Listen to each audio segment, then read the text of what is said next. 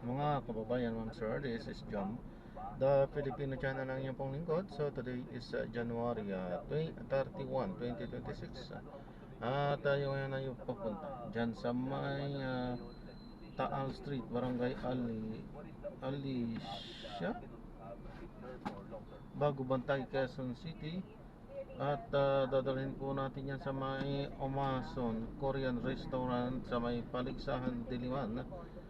Mother Ignacia Avenue, Paligsahan, Diliman, Quezon City po yan. At okay, so magbabalik po tayo mamaya konti pag nakuha na po natin sila. Disclaimer lamang po ang content po natin inay kalsada at hindi ang passenger. Kaya nga naman, sakasakali man po na may marinig kayo mga pangalan ng lugar, pangalan ng tao, pangalan ng organization sa government of private man yan, ay wala pong kinalaman ng channel na ito at wala pong pinapatungkulan. Lahat po ng pinag-uusapan dito ay pawang dito lamang po yan sa loob at wala pong pinapatungkulan sa labas. Okay po? Magbabalik po tayo mamaya onte pag nakuha na po natin sila. Samantala, makinig tayo ng mga nagbabagong balita at mga talakayan habang tayo ay papunta doon sa ating pick-up area.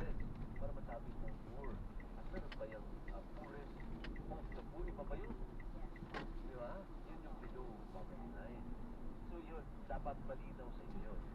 Anong differentiation ng mga bagay na yun, ng mga tulisan dito na yun. Yeah. So yung vulnerable are those that say marginalized and those citizens that are accountable. Women, children, indigenous people, they're not in the useless position. Yun po yung vulnerable. Regardless of the status. Regardless, so you can be poor and Or you can also be rich and vulnerable. Tama? Tama ba? Ibig sabihin, hindi wala siyang pinipiling status in life. Yeah. Hindi ba pwede na hindi ako tutulungan ng PSWD kasi hindi. Okay. And then,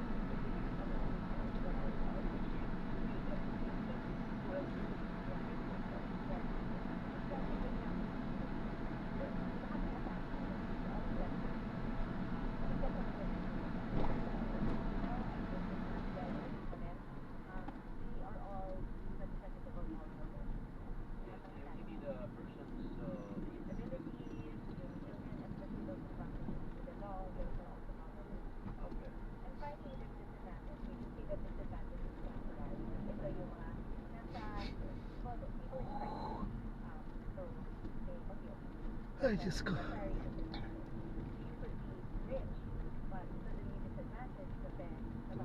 eh.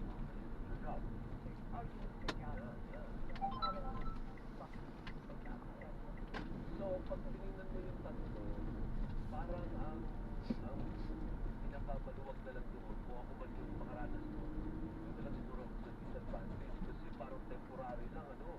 Kasi yung iba parang may malalaking condition, ano. Or the DSWD does not distinguish. Lahat yun ay kalagdag sa buhay ng kapwa natin.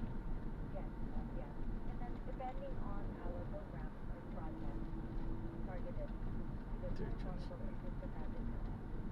Okay. So lahat, kumbaga, mabiglang yan. Lahat ng sektor naman po ay kasama sa program. Okay. So, and how do you ensure sa mga programa natin, ang trabaho mo is to make sure that these groups of people, of Filipinos, are protected all the way. Yes. Part ng trabaho mo. Or included at least because are full of government. So the DSWD comes in and provides safety net.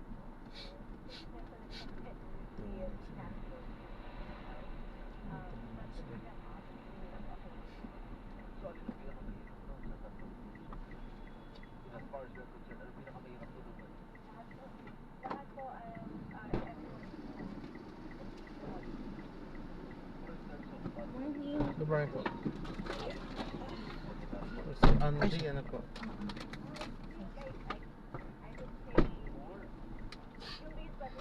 Okay. Living careful na.